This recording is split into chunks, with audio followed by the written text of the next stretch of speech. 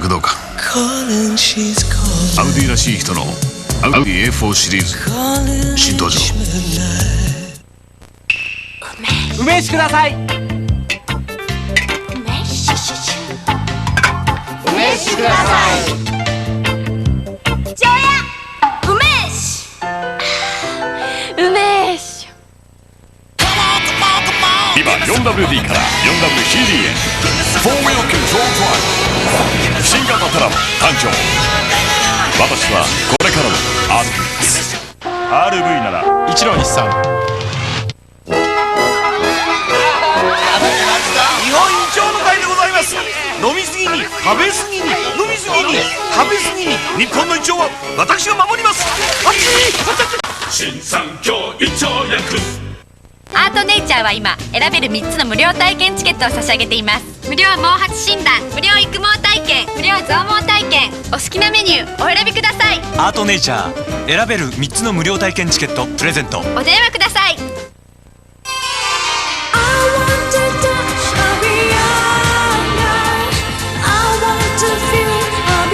体に気持ちいいことアビアンガ高野由里ビューティークリニック。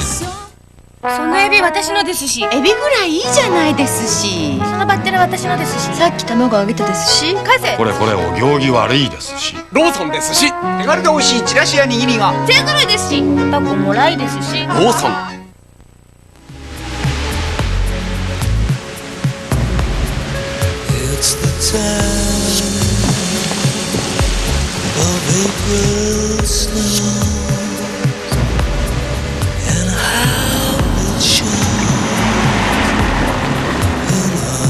そのしなやかさ、その躍動感。アウディらしい人のアウディ A4 シリーズ新登場。あれ取ったらおざく1年分ね。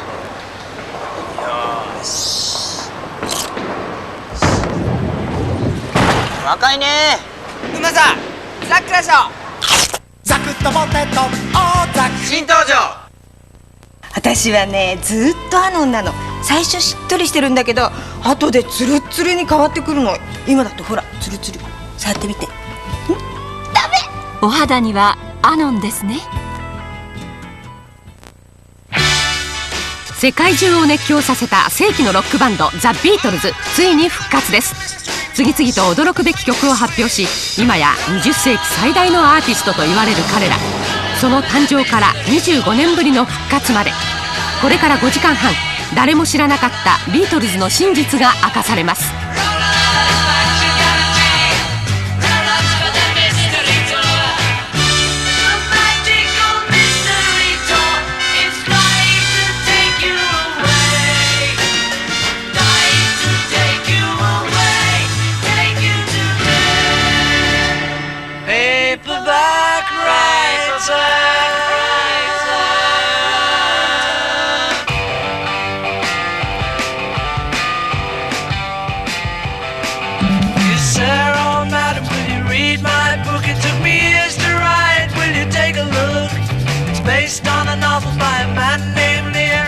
イギリスの港町リバプールにあるライブハウスキャバンクラブ。この店のステージに1960年代の初め、4人の無名な若者が立っていました。ジョン、ポール、ジョージ、リンゴ。やがて彼らは世界中を熱狂の渦に巻き込むトップアーティストへと変貌していきます。ザ・ビートルズ。彼らはたった8年間で世界の音楽シーンを塗り替え、若者の文化にまで大変大きな影響を与えることになります。ここに立っている私もそんな影響を受けた一人です。こうして立っていると、当時の彼らの野心、情熱が蘇ってくるようです。ジョンの死によって封印されていたビートルズ復活の夢が今年ついに実現しました。解散から25年、新曲の発表とともに彼らが初めて自らの全てを語ったドキュメンタリーが制作されたのです。ニューイヤーイブの今夜、この時代を駆け抜けた4人の真実の声に耳を傾けてください。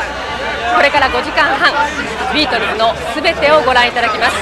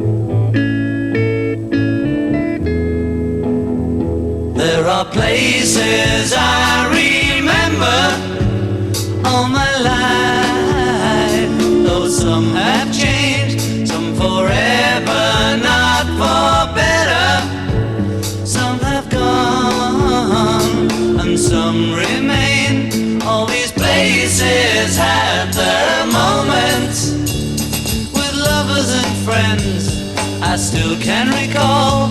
Some are dead and some are living. In my life I've loved them all.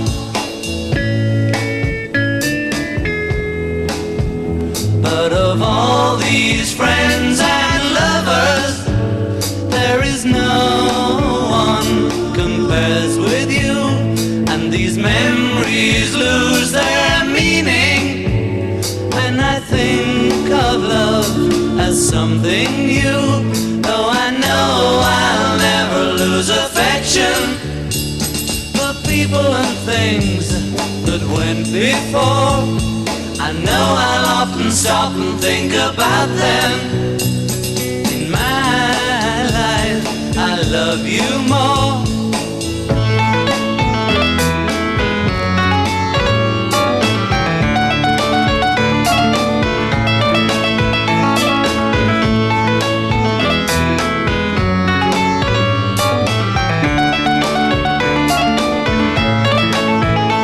Oh, I know I'll never lose affection for people and things that went before.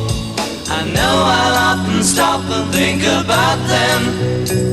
In my life, I love you more.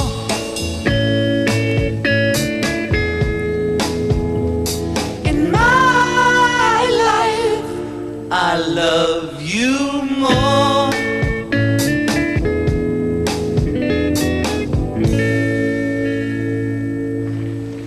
That's better, Johnny. You know, I missed you. Ever since the club split up, I missed you. We all missed you. Did you miss them? Yeah. Sure. The Beatles missed you. All the Beatles missed you. Help! I need somebody. Help! Not just anybody. Help! You know I need someone. Help! Let's go back and get him, eh? I'm game. Yeah, let's smash him. Let's find that temple, eh? Right, to the temple. A man's got to do what he's got to do. I don't reckon all this running away. Let's go back.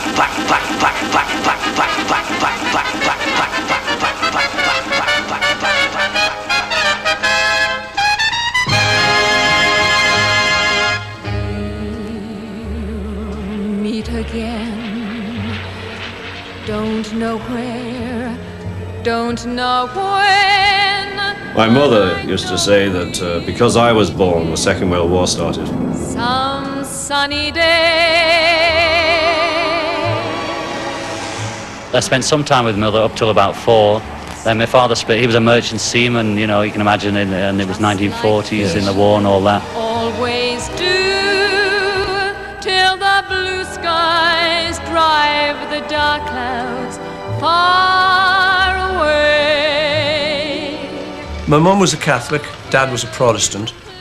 They got married quite late. I think they had me when they were like 40 or something. It was quite sort of late. They'll be happy to know that as you saw me go, I was singing. My father was driving a bus at the time I was born, and I lived in 2 up and 2 down, 12 Arnold Grove. Don't know where, don't know when, but I know we'll meet again. When I went to art school, I was at art school for 5 years. When I went to, this was sort of college, I went in there, they would only allow jazz to be played. You know, they wouldn't allow rock and roll in, it was frowned upon those days. So we had to con them into letting us play rock and roll there on the record player by calling it blues, you know. I remember being in school when I was a kid, and somebody had a picture in one of the musical papers of Elvis. I think it was an advert for Heartbreak Hotel. And I just looked at it and just thought, he's just so good looking. He just looked perfect. When I was 16, Elvis is what was happening. A guy with long, greasy hair, wiggling his ass and singing Hound Dog and That's All Right Mama and those early Sun records, which I think are his great period. That's him. That is the guru we have been waiting for. The Messiah has arrived. You ain't nothing but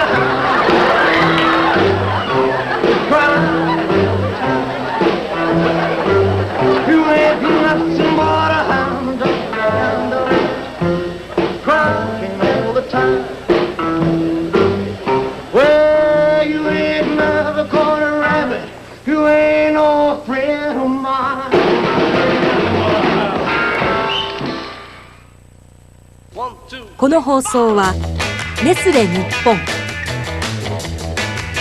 ドイツの高級車アウディ、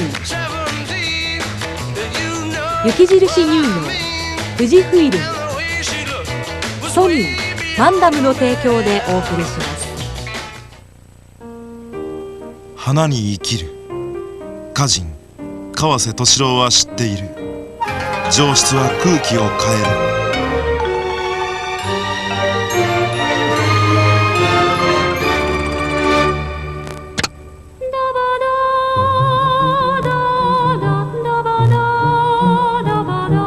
味わうたびに香り立つ上質を知る人のネスカフェゴールドブレンド。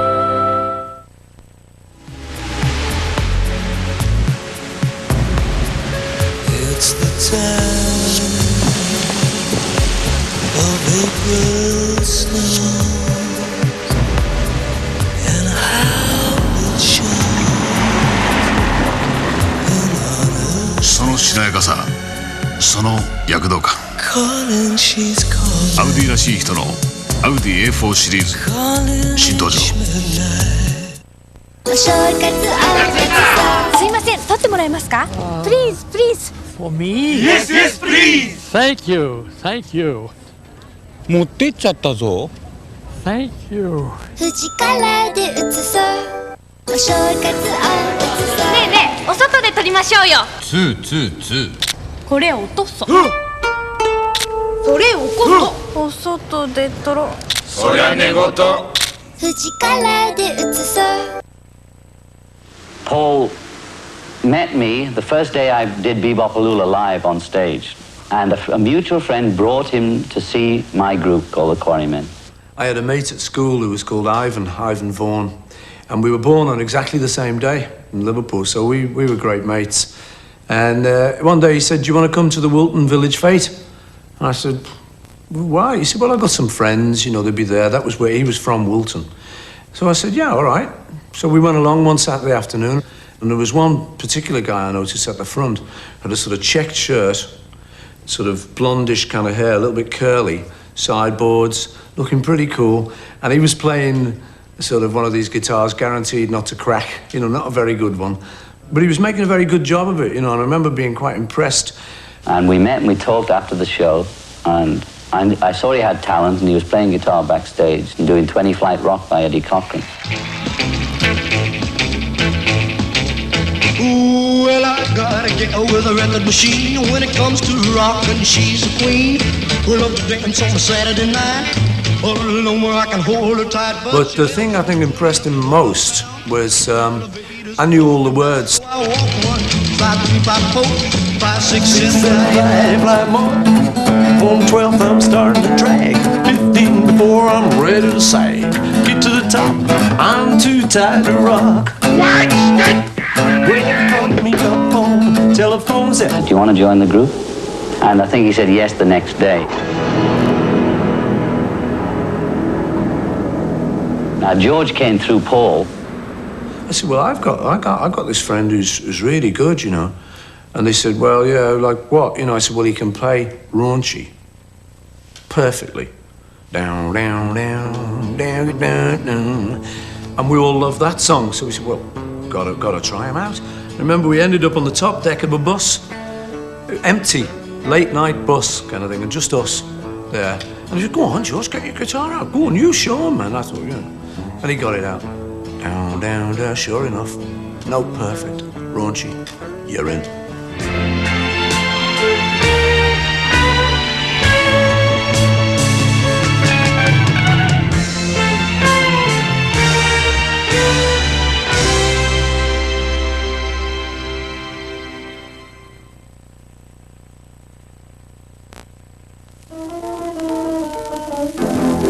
Well, that'll be the day when you say goodbye. Yeah, that'll be the day when you make me cry. You say you're gonna leave, you know it's a lie, 'cause that'll be the day when I die. The first thing we ever recorded was That'll Be the Day, Buddy Holly song, and one of Paul's called In Spite of All the Danger. And somewhere, it might be around, it's in Liverpool somewhere, that record. That's the actual first recording we ever made.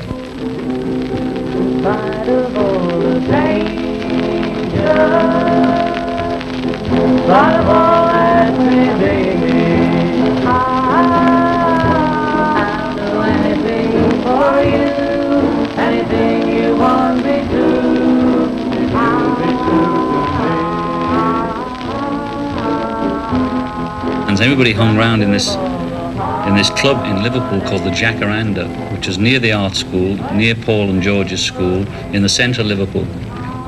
And so we started hanging round there before we were really formed a band, you know, when there was just me, Paul and George.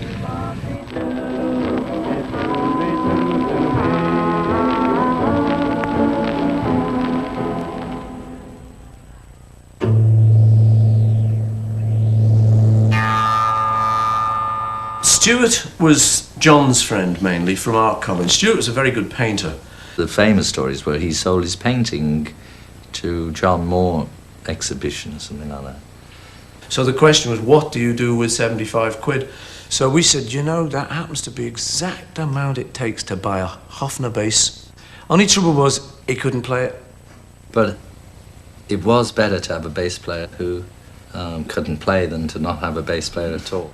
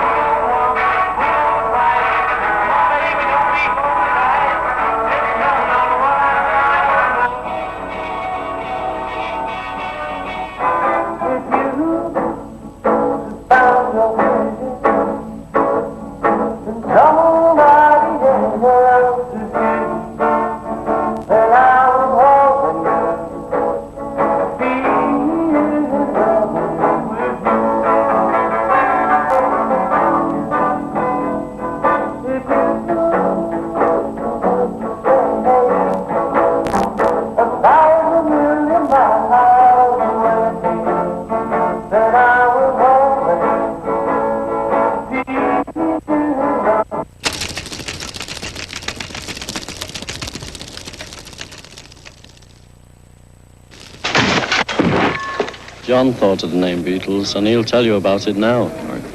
Well, I had a vision when I was 12, and I saw a man on a flaming pie, and he said, "You are Beatles with an A," and we are. John put this thing in the Mersey Beat, right, which was also started by Bill Harry, who went to art college with John, just saying that this little guy appeared on a flaming pie, you know, in the sky, and said, "Let there be Beatles," with an A. John got the name Beatles ages ago, you know, when we needed a name and everybody was thinking of a name, and he thought of Beatles. I was looking for a name like the Crickets, the meant to. And from Crickets, I got to Beatles. When you said it, people thought of crawly things, and when you read it, it was beat music. That's better, Johnny. You know, I missed you. Having seen the Wild Ones recently, I noticed that some of the bikers are called Beatles. Did you miss them? Yeah, the Beatles missed you. All the Beatles missed you.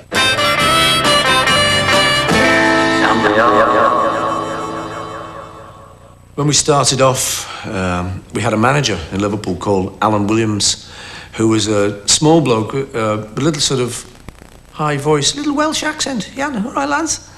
He was a great bloke, a real good motivator. He was very good for us at the time, you know. He ran all the bands in Liverpool, and he first took us to Hamburg. Alan Williams came to us and said, "Okay, lads, you can have this job in Germany. The only problem is you've got to be 5 people." He's asked for a 5-piece band.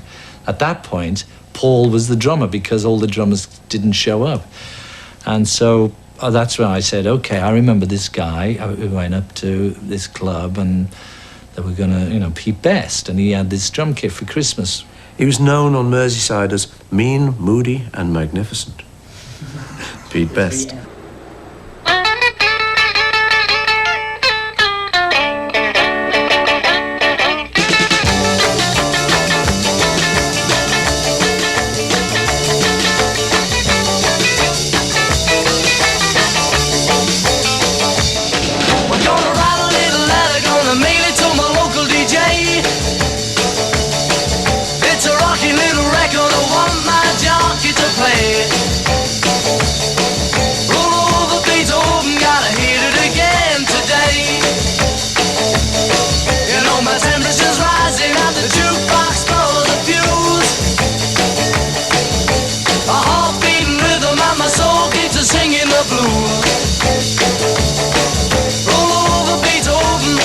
she costs you the news. We were just kids let off the leash, really, come straight from Liverpool to Hamburg. And we were used to these little Liverpool girls, but by the time you got to Hamburg, if you got a girlfriend there, she was likely to be a stripper. She was the only kind of people who were around at the time we were around late at night there. So, I mean, for someone who'd not really had much sex in their lives before, which none of us really had, to be suddenly involved with a sort of hardcore striptease artist who obviously knew a thing or two about sex, was quite an eye-opener. The best things in life are free, but you can keep them for the birds and bees. Now give me money. What I want, that's what I want. That's what I want. That's what I want. That's what I want. Yeah, that's what I want. In Hamburg, because we had to work 6 or 7 hours a night on stage with no rest, the waiters always had these pills called Preludin. And so the waiters, when they'd see the musicians falling over with tiredness or with drink, they'd give you the pill. You'd take the pill, you'd be talking, you'd sober up. You know, you could work almost endlessly until the pill wore off, then you'd have to have another. I think that's where we found our style. We developed our style because of this fella there. He used to say, you've got to make a show for the people. And he used to come up every night shouting, Mac Show. So we used to Mac Show, and John used to dance around like a gorilla, and we'd all, knock our heads together and things like that.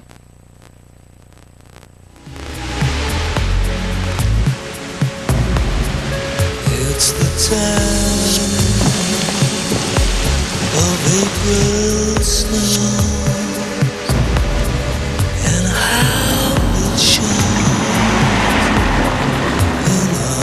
そのしなやかさ、その躍動感。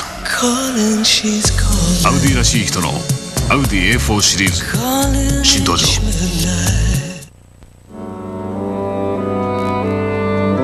私のテーブルにチーズがいます。いくつもの季節と深い自然の中を通り抜け、いつしか私に馴染んだチーズです。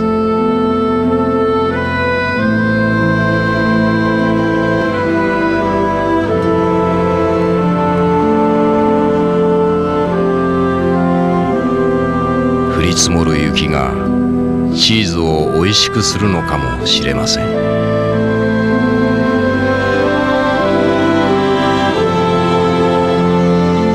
チーズを愛し、チーズを育て続けて60年。私たちの国のおいしいチーズ、雪印チーズ。Our best work was never recorded, We were performers in Liverpool, Hamburg, and around the dance halls, and what we generated was fantastic. While we were out there, we started to see other groups and stuff and started to get a little bit dissatisfied with Pete. Not massively, but just a little bit of dissatisfaction started to creep in.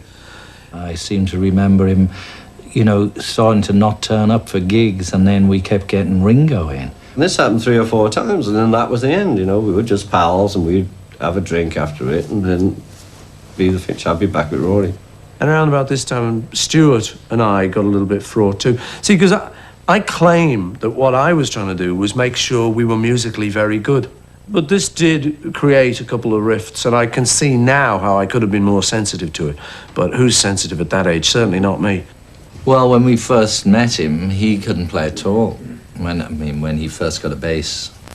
And he learned a few tunes. Occasionally it was a bit embarrassing. He didn't, if he had a lot of changes to it, But he knew that too. That's why, he was never really that at ease being in the band, and that's why he left when we finished the gig in Hamburg. He decided to go back to art college.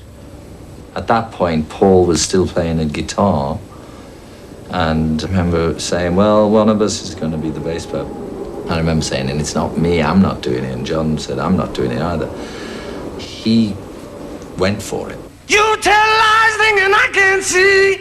You can't cry 'cause you're laughing at me, I'm down. Really down. And he became the bass player from that point on. So then we were a four-piece band. Really down. How can you laugh when you know I'm down? How can you laugh when you know I'm down? And then we went back to Liverpool and got quite a few bookings. You know, they all thought we were German. You know, we were builders from Hamburg, and they all said, you speak good English, you know, things like that. So we went back to Germany. We had a bit more money the second time. So we bought leather pants, and we looked like 4 Gene Vincents, only a bit younger, I think. Anyway, we got back to Liverpool, and all the groups there were doing this sort of Shadows type of stuff.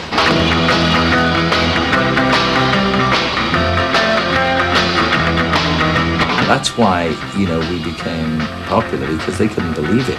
There was all these dum dum dum dum dum dum dum, and then suddenly we come on, wild men in leather suits. I think it was Pete Best said to them that, you know, I would drive them to the gigs and stuff, and I think I got £1 a night, or £1 a gig, you know, 5 bob off each of them. You know, they needed transport to get them to the Cavern and whatever, because they were using cabs at the time. We played the Cavern before we ever went to Hamburg, I believe, when, in the days when it was a jazz and folk club. Because I remember Bob Wooler, the disc jockey, saying, and we have a Mr. Epstein who owns Nem's Enterprises in here, and everybody's going, ooh, wow, you know, big deal.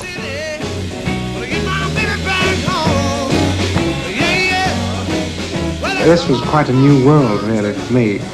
I was amazed by this sort of dark, smoky, dank atmosphere, this beat music playing away.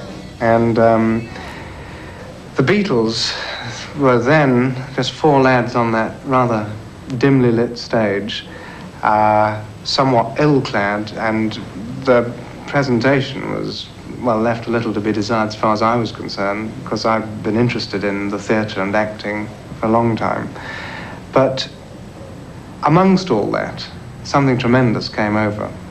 And I was immediately struck by their music, their beat, and their sense of humour, actually, on stage. And even afterwards, when I met them, I was struck again by their personal charm. And it was there that really it all started. But anyway, Brian had this shop, and, you know, it was good. We used to pick up the records, and he had this big Zephyr Zodiac, and he wanted to manage us, and we weren't going anywhere anyway. So, you know, he said, yes, might as well. Straight away, he got us some jobs, got us a bit more money, and then started getting us radio shows and things like that. And then, you know, as we go ahead, we got into our suits. You know, he talked us out of the leather suits. It's a bit sort of old hat anyway, all wearing leather gear. And we decided we didn't want to look sort of ridiculous, just going on, because more often than not, sort of too many people would laugh. It was just stupid. We didn't want to sort of appear as a gang of idiots. And Brian suggested that we just sort of wore ordinary suits. It was later put around that I betrayed our heavy leather image that we had at the time, and I wanted us to get suits. But I seem to recall that we all went quite happily. I didn't have to drag anyone there to the tailors. They all went quite happily. So, you know, we gladly switched into suits, you know, if we were going to get some more money, get some more gigs. Brian was a beautiful guy, Brian Epstein, and he was an intuitive, theatrical guy, and he knew we had something, and he presented us well. Yeah, I remember we had to drive down to London on New Year's Eve because we did a session for Decca, you know, an audition for Decca. Well, I popped that first cool cat. He said, man, look at that. Man, do you see what I see? Well, now I want that middle chick. I want that little chick. Hey, man, say one chick.